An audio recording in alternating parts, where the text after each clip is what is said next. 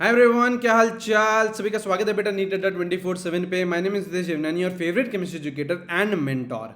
इस particular video में हम लोग सारी बातचीत करने वाले हैं बेटा नीट 2026 की। अगर आप लोगों ने एक डिसीजन बना लिया है कि नीट 2026 आप लोगों को क्रैक करना है, और सिर्फ बेटा सिलेक्शन की बातचीत नहीं है, अब हम लोग को बेटा रैंक की बातचीत करनी है। क्योंकि बेटा अब हमारे पास 10-11 महीने हैं। सबसे पहले हमको सिलेक्शन इंश्योर करना है ना। लगभग बेटा 610 620 मार्क्स पे आप लोगों का सेफ स्कोर रहेगा नीट 2026 का। इतने नंबर आ जाएंगे तो आपको एक गवर्नमेंट मेडिकल कॉलेज मिल जाएगा। ठीक है, सिलेक्शन तो अपन को इंश्योर करना ही है, लेकिन अब अपन लोगों को बेटा रैंक की तरफ भी जाना है। 680 700 नंबर तक हमारा टारगेट होना चाहिए। ठीक है, तो मैं आपको इस पर्टिकुलर वीडियो में सारी बातचीत करने वाला हूँ कि क्या क्या क्या यार आप लोगों ने मेजर मिस्टेक्स करी होंगी नीट 2025 में, किस तरीके से हम लोग को पूरी की पूरी पढ़ाई करनी है 26 के लिए। ठीक है, सबसे पहले बेटा चैनल को सब्सक्राइब कर लीजिए, बहुत अमेजिंग कंटेंट यहाँ पे आप लोग को मिलने वाला है। ठीक है, सबसे पहले बातचीत करते हैं यार मेजर मिस्टेक जो बच्चा करता है अपनी नीट की प्रिपरेशन में। देखिए बेटा, हर साल मल्टीपल रैंक्स हम लोग प्रोड्यूस करते हैं। इस साल भी बेटा 171 रैंक प्रोड्यूस करी है, 287 रैंक प्रोड्यूस करी है,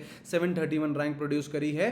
तो हमें पता है कि यार जो बच्चा जब प्रिपरेशन करता है तो उसमें क्या क्या उसकी गलतियां हो सकती है, और अगर आप ये गलतियां बेटा रिपीट करोगे तो फिर बेटा आपका सिलेक्शन नहीं होगा। ठीक है, और कमेंट में मेरे को भी यार बताइएगा कि आप लोग इनमें से कौन सी गलती आप लोग करी है आप लोगों ने, या फिर अभी भी आप लोग कर रहे हो। सबसे पहले गलती क्या होती है, कंप्लीटिंग सिलेबस टिल मार्च की। सर सिलेबस कर लेंगे सर, क्या दिक्कत है, आराम आराम से कर रहे हैं, मार्च तक हमारा सिलेबस कंप्लीट हो रहा है। ये बहुत गड़बड़ की बात है, क्योंकि बेटा उसके बाद आप लोगों को ज़्यादा टाइम नहीं मिलता रिविजन के लिए।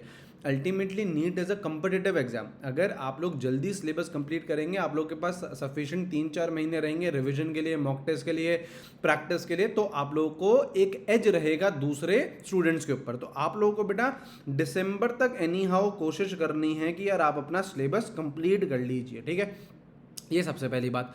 उसके बाद बेटा दूसरी कौन सी मेजर मिस्टेक होती है कि यार बच्चा सिर्फ और सिर्फ थ्योरी को ही फोकस करता है, प्रैक्टिस को बेटा फोकस नहीं करता है।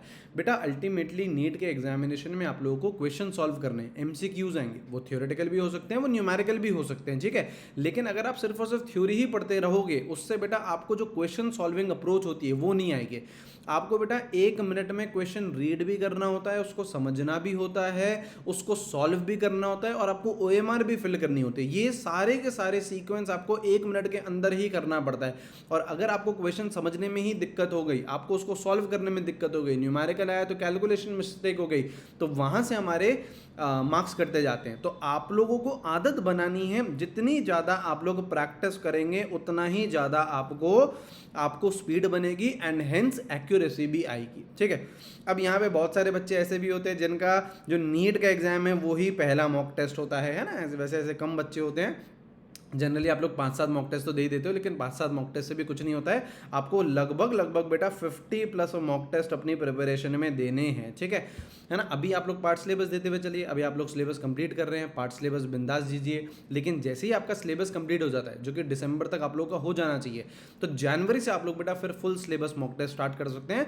हर 3 दिन की फ्रीक्वेंसी में एक मॉक टेस्ट रख सकते हैं। ठीक है, एंड मल्टीपल रिविजन करने हैं। ऐसा रिविजन करते ही नहीं है ना। अप्रैल में सिलेबस कंप्लीट हो रहा है, मार्च में सिलेबस कंप्लीट हो रहा है, तो आप लोगों के पास टाइम ही नहीं होता है रिवीजन का। प्रॉपर रिवीजन करेंगे तब जाके आपका सिलेक्शन होगा। ये कुछ मेजर मिस्टेक्स हैं जो आपको अवॉइड करनी है। कमेंट में मुझे बताना कि आप लोगों ने पिछले साल कौन सी मिस्टेक करी है, या फिर इस साल कौन सी मिस्टेक अभी भी कर रहे हो। ठीक है, अब देखिए, कोई सा भी आप लोग चैप्टर पढ़ते हो तो उस चैप्टर कंप्लीशन का एक सीक्वेंस होता है ना, या फिर एक दिन का एक सीक्वेंस होता है। कैसे, आपने सपोज करो यार आप लोग मेरे बैच में एनरोल्ड हैं और आप लोगों ने हमारा साथ डिटेल्ड लेक्चर पढ़ा, केमिकल बॉन्डिंग का आपने लेक्चर देखा मेरे साथ। ठीक है, उसके बाद बेटा आप लोग क्या करोगे, जो हम लोग नोट्स बनाते हैं, डिटेल्ड नोट्स बनाते हैं, उनको आपको रिवाइज करना है। और जो नोट्स के जो क्वेश्चन हैं वो एक एक क्वेश्चन आप लोगों को आना चाहिए। अब आपने बेटा डिटेल्ड लेक्चर देख लिया, नोट्स को रिवीजन कर लिया, अब आपको डीपीपी जो हम प्रोवाइड करवा रहे हैं वो आपको प्रैक्टिस करनी है। उसमें बेटा 15 से लेके 20 क्वेश्चन होंगे और ये आपको प्रैक्टिस करनी है।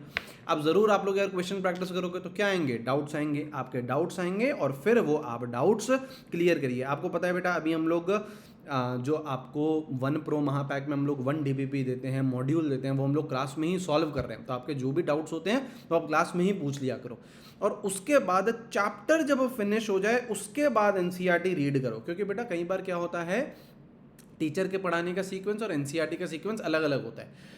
जब चैप्टर फिनिश हो जाता है तो सारे के सारे टॉपिक्स अल्टीमेटली कवर हो जाते हैं। तो जब आपका चैप्टर फिनिश हो जाए तो आप लोग एनसीईआरटी बेटा रीड करा करें। और मैं जल्दी ही बेटा यूट्यूब पर ही पीरियोडिक टेबल की एनसीईआरटी मैं आप लोगों को पढ़ाने वाला हूं। तो अगर ये भी चीज़ आपको चाहिए तो जितने ज़्यादा बच्चे कमेंट करेंगे वो मैं आपका जल्दी से जल्दी ये सेशन भी लगा दूंगा। पीरियोडिक टेबल की पूरी की लाइन बाय लाइन एनसीईआरटी मैं आप लोगों को यूट्यूब पर ही पढ़ा दूंगा, ठीक है। चलिए, उसके बाद बेटा क्वेश्चन प्रैक्टिस को बहुत बहुत बहुत इंपॉर्टेंस देनी है। ऑर्गेनिक केमिस्ट्री की बात करूं तो लगभग आप लोगों को 150 से ज़्यादा क्वेश्चन करने चाहिए पर चैप्टर, ठीक है। फिजिकल केमिस्ट्री की बात करूं तो अगर आप 100 क्वेश्चन भी करते हैं पर चैप्टर तो भी काम चल जाएगा। और इनऑर्गेनिक केमिस्ट्री में अगेन ये नंबर 150 के ऊपर होना चाहिए, ठीक है।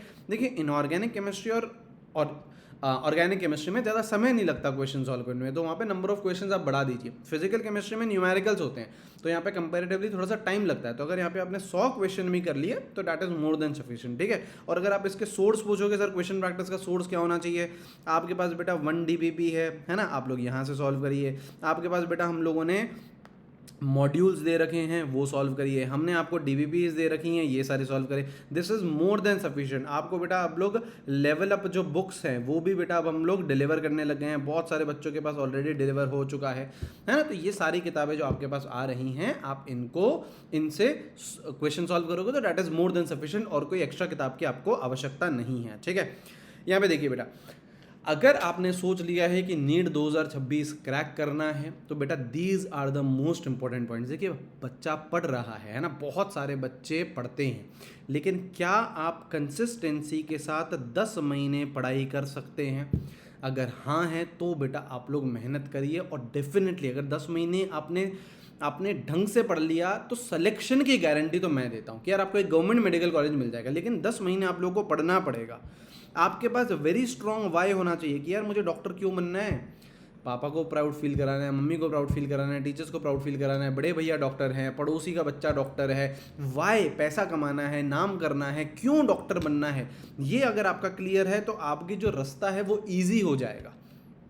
एंड फिर सिर्फ और सिर्फ पढ़ाई करिए बेटा। मुझे पता है ना, डिफ़िकल्ट है, बोलना आसान होता है, करना मुश्किल होता है, लेकिन अपने करियर के लिए बेटा 10 महीने अगर हम लोग दे देंगे तो डेफिनेटली MBBS कर रहे होंगे हम लोग नेक्स्ट ईयर, और एक अच्छे गवर्नमेंट मेडिकल कॉलेज से कर रहे होंगे, ठीक है। आपको बेटा हमारा सपोर्ट चाहिए, आप लोग बैचेस में आ सकते हैं। यहाँ पे देखिए बेटा 1 प्रो महापैक है जिसमें बेटा आप लोग को 32 बुक्स घर पे डिलीवर होती हैं और 2 लेवल अप किताबें भी डिलीवर होती हैं। आपको ऑलरेडी डिलीवरी स्टार्ट हो चुकी है, ठीक है। ये सब्सक्रिप्शन मॉडल है, मतलब पूरे साल भर आप लोगों को जितने भी बैचेस आएंगे आपको सारे फ्री मिलेंगे। Crash course, practice course, bridge batch, सारी चीज़ें, ठीक है ना। ये इसमें बेटा ऑफलाइन किताबें भी होती है, 13333 का है, ठीक है। 1 महापैक है जिसमें सिर्फ और सिर्फ आप लोगों को सब्सक्रिप्शन मिलता है, सारे फ्यूचर बैचेस मिलेंगे। ऑफलाइन आपके घर पे कोई भी किताब डिलीवर नहीं होगी।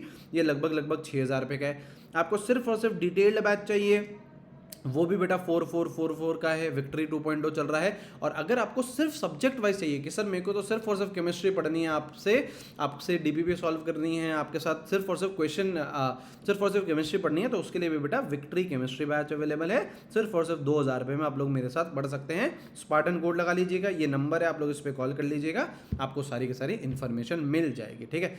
आई होप ये वीडियो आपको अच्छा लगा होगा। सेशन को लाइक कर दीजिएगा, चैनल को सब्सक्राइब कर दीजिएगा, और ऐसे ही वीडियो में हम लोग मिलने वाले हैं, ठीक है। कोई भी क्वेरी हो डेफिनेटली कमेंट करके बताइए। पीरियोडिक टेबल का एनसीईआरटी चाहिए, कमेंट करिएगा, जरूर से हो जाएगा, ठीक है। Thank you, have a great day. मिलेंगे हम लोग हमारे नेक्स्ट वीडियो में। Till then take care, bye bye.